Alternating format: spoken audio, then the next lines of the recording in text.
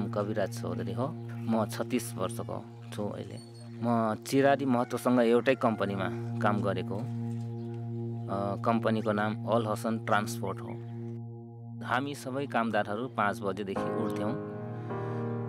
काम चाहिँ 6 बजेदेखि सुरु हुन्थ्यो। बेलुकाको 7 बजेसम्म काम हुन्थ्यो। उहाँ चाहिँ ग्यारेजमा काम गर्नुहुन्थ्यो। ग्यारेजमा चाहिँ सामानहरू क्लिन गर्ने, सामानहरू यताउता पुर्याउने होइन।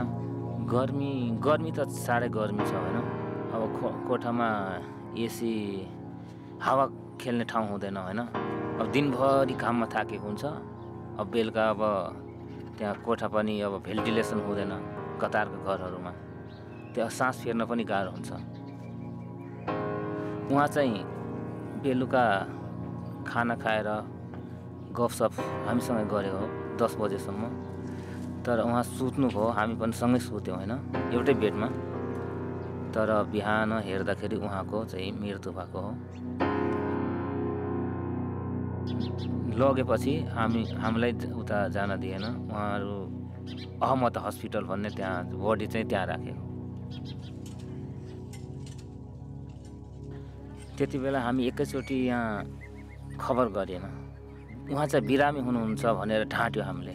अब एकैचोटि भन्दाखेरि घरमा अलि नमजा होला होइन, अझै हार्ट एट्याक हुनसक्छ होइन मान्छेहरू। पछि कम्पनीसँग रिक्वेस्ट गर्दाखेरि पैसाको बारेमा कम्पनीले चाहिँ सुत्दाखेरि बितेको उहाँले पाउनुहुन्न भनेर भन्यो, दबाब गर्यो। तर हामी सबै मिलेर जाँदाखेरि तर पनि केही उपाय लागेन, त्यहाँ पाउँदैन भनेर भन्यो। त्यहाँको सबै डकुमेन्ट्सहरू, त्यहाँको अब कागजपत्रहरू सबै मिलेपछि त्यहाँबाट सँगै हामी एउटै प्लेनमा कार्गो गरेर उहाँलाई लिएर आएको हो। कहा फटका मन लगाए सुनते हुए सस्का मुँह 2 चोटी फोन करे रही 1 हफ्ता में।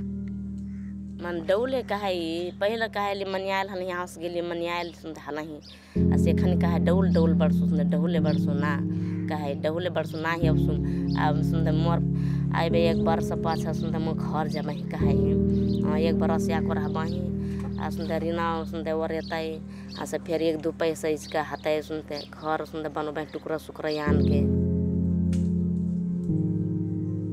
मैले मकै टिप्न गएको थियो।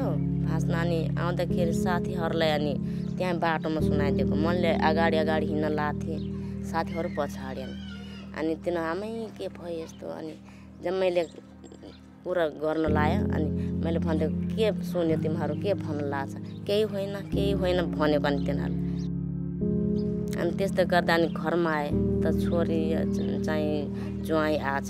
तिनीहरू जब मैले रुन लाग्थ्यो अनि मैले नुते अङ्कल घरमै बसे 1 हप्ता जति यतिकै बसे।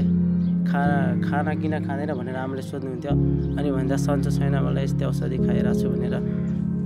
अनि भन्दै गयो। अनि 1 हप्ताभन्दा बित्दै गयो होइन।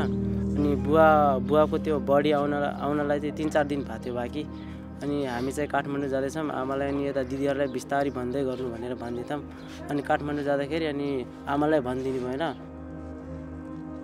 ना गिलो सिलो बना के एउटा बेटा बड़ा आ जगह जमीन है कमाए हन सके मु कथी कर कमाए बही क के यलही कमाए हन सके अब कथी कर के। अब मेरो सन्देश चाहिँ बुवाको इन्सुरेन्स त्यहाँ हुन्छ अरे कलेज यस्तो सुनेको थिएँ होइन कम्पनीमा।